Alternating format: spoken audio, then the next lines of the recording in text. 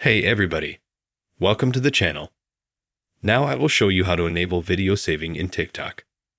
Write whether my solution helped you. Did you get to do so? If you have any questions, let me know below in the comments and I will be sure to answer. Please subscribe to the channel, put likes. Let's get started. For this we go to TikTok. Further here, we have videos open. And as you can see, when we click on the Share tab, there is a function called Save Video. We click on it, and we can save the video to our gallery.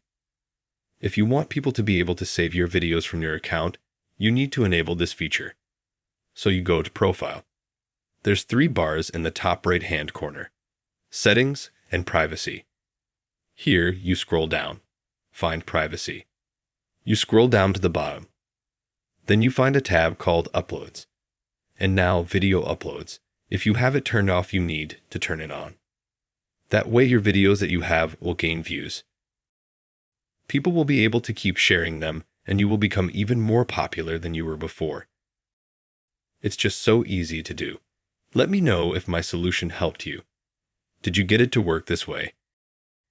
If you have any questions, let me know below in the comments. I will read and answer. Thanks for watching, everyone. Goodbye.